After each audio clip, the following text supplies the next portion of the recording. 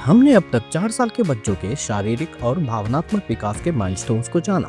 Video श्रृंखला के इस एपिसोड में हम जानेंगे 4 साल के बच्चों के सामाजिक और बौद्धिक यानी कि संज्ञात्मक विकास के माइलस्टोन्स को। नमस्कार दोस्तों, तो आइए पहले जानते हैं कि 4 साल के बच्चे सामाजिक रूप से कैसे विकसित होते हैं। 4 साल की उम्र तक आते आते बच्चे दोस्ती को समझने और उसमें भावनाएं जोड़ने लगते हैं।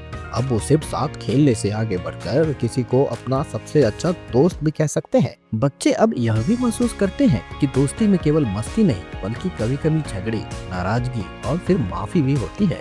इस उम्र में बच्चे साझा करना और बारी बारी से खेलना भी धीरे धीरे सीखते हैं। अगर दो बच्चे एक ही खिलौना चाहते हैं तो बच्चा अब कभी कभी यह कह सकता है, पहले तुम खेल लो फिर मेरी बारी। हालांकि जब उन्हें किसी टकराव या परेशानी का सामना होता है तो बच्चे अब खुद जाकर किसी भरोसेमंद वयस्क जैसे माता पिता, शिक्षक या दादा दादी की मदद भी मांग सकते हैं। पेरेंट्स को अपने बच्चे के सामाजिक विकास के लिए यह जरूर ध्यान रखना चाहिए कि बच्चा नियमित रूप से अपने हम उम्र दोस्तों के साथ खेल पाए, क्योंकि यहीं से संवाद, समझ और सम्मान की शुरुआत होती है।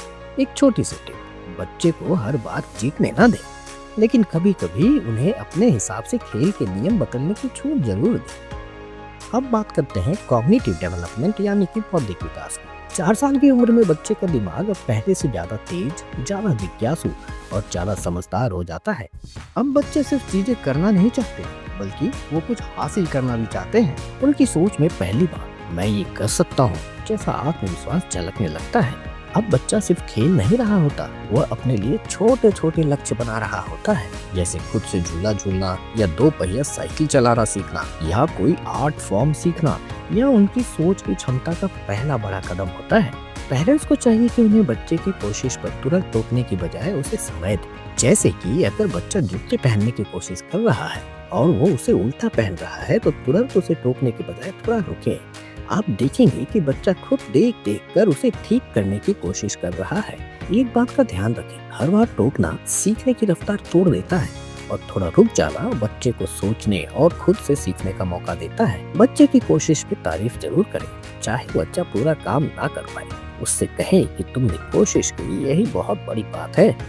निर्णय लेने की क्षमता, इस उम्र में बच्चे के अंदर उनके व्यक्तित्व के निर्माण की शुरुआत हो जाती है। अब बच्चे दुनिया को समझने के साथ साथ उसमें अपनी भूमिका भी तय करने की कोशिश करते हैं। ये उनके छोटे छोटे फैसलों से हमें दिखता है, जैसे कि ये निर्णय लेना कि वो आज किस रंग की टी शर्ट पहनेंगे या आज चॉकलेट खाएंगे या कोई फ्रूट खाएंगे। उनके निर्णय लेने की क्षमता को बढ़ावा देने के लिए बच्चों को छोटे छोटे विकल्प दें, जैसे कि तुम आज नीली टी शर्ट पहनोगे या पीली, और आज तुम सेब खाओगे या चॉकलेट। बच्चों के चुनाव को महत्व दें और उसे मना ना करें जब तक कि उनका चुनाव उनके लिए हेल्दी है। ये छोटे छोटे फैसले बच्चे को आगे चलकर एक आत्मनिर्भर और स्वतंत्र सोच का इंसान बनाते हैं।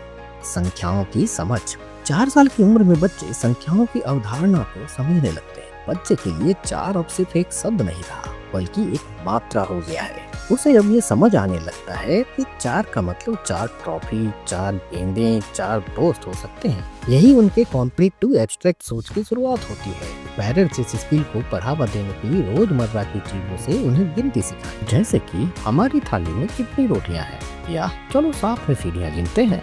बात बात में पूछे, अगर तुम्हारे पास 5 टॉफी है और एक तुमने खा ली तो कितने बचे।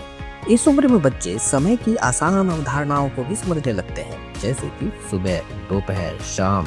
बच्चे अपनी बातचीत में पहले, बाद में, थोड़ी देर में, जल्दी ही जैसे शब्दों का इस्तेमाल करना भी सीख जाते हैं। बच्चे 2 से 3 चरणों वाले निर्देश भी सही क्रम में फॉलो कर पाते हैं, जैसे अगर आप कहें जूते पहन लो, बोतल लो और फिर बाहर आ जाओ, तो बच्चा एक एक करके सारे काम करता है बिना गड़बड़ किए हुए। ये दर्शाता है कि बच्चे की तार्किक क्षमता मजबूत हो रही है। इस उम्र में बच्चे अब अपनी सोच के बारे में सोचने लगते हैं। अब वो कह सकते हैं, मुझे नहीं पता ये कैसे होता है। अब बच्चे केवल चीजें समझ नहीं रहे बल्कि अपनी सोच पर भी ध्यान देने लगे हैं। इस प्रक्रिया को हम मेटाकॉग्निशन कहते हैं। बच्चों में सोचने की क्षमता को बढ़ावा देना जरूरी है, क्योंकि यही उनकी कल्पना शक्ति, निर्णय लेने की समझ और रचनात्मकता को निखारती है। आप अपने डेली रूटीन में हर दिन एक तय समय रखें जब आप बच्चे से सिर्फ बातचीत करें, आदेश देने के लिए नहीं बल्कि सोचने के लिए। शुरुआत में यह थोड़ा अटपटा लग सकता है, लेकिन कुछ ही दिनों में बच्चा खुद इस समय का इंतजार करने लगेगा।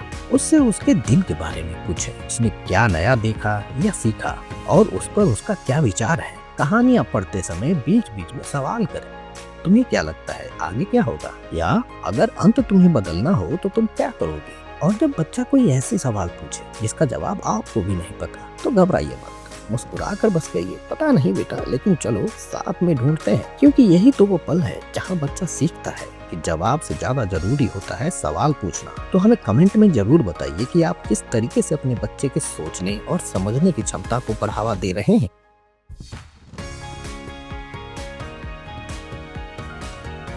जेंडर की पहचान। 4 साल की उम्र में बच्चे अपने जेंडर को पहचानने लगते हैं। अब वो यह साफ साफ कह सकते हैं, मैं लड़का हूँ या मैं लड़की हूँ। इसी उम्र में उनके मन में कुछ जिज्ञासाएं भी जन्म लेने लगती हैं, जैसे बच्चे कहाँ से आते हैं या लड़कों और लड़कियों में क्या अंतर होता है। पेरेंट्स के तौर पर हमें इन सवालों को कभी भी हंसी में नहीं उड़ाना चाहिए और न ही टालना चाहिए, क्योंकि यह वो पल है जब बच्चा आप पर सबसे ज्यादा भरोसा कर रहा होता है।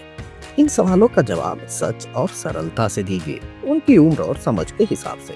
जैसे जब बच्चा पूछे बच्चा कहाँ से आता है, तो आप कह सकते हैं बच्चा मम्मी के पेट में धीरे धीरे बड़ा होता है, और जब वो पूरी तरह तैयार हो जाता है तो डॉक्टर की मदद से वो बाहर आता है। अगर वो और आगे पूछे लेकिन बच्चा मम्मी के पेट में आता कैसे है, तो आप सादगी से कह सकते हैं मम्मी और पापा के प्यार से एक बीज मम्मी के शरीर में आता है, जिससे बच्चा बनने लगता है। बच्चों से शारीरिक अंगों के बारे में बात करते समय कभी शर्म या झिझक न रखें। उन्हें शरीर के सभी अंगों के सही नाम सिखाइए, जैसे लड़कों के पास लिंग होता है और लड़कियों के पास योनि।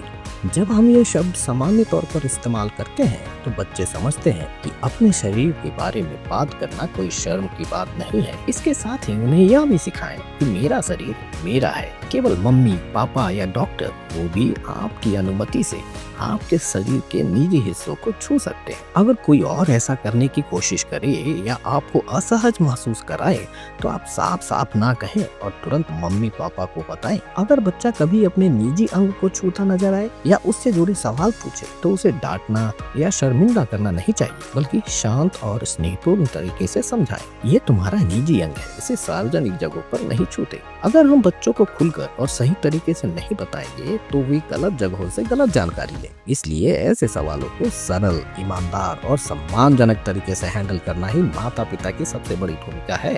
इससे हम उन्हें भरोसा देते हैं कि उनके हर सवाल का जवाब उन्हें उनके माता पिता से मिलेगा, वो भी प्यार से और सम्मान से। इस वीडियो श्रृंखला के बारे में आप अपने विचार हमें जरूर बताएं, और अगर यह वीडियो आपके लिए मददगार साबित हुआ या आपको कुछ अच्छी जानकारियां मिली तो आप लाइक, शेयर और सब्सक्राइब करना ना भूलें।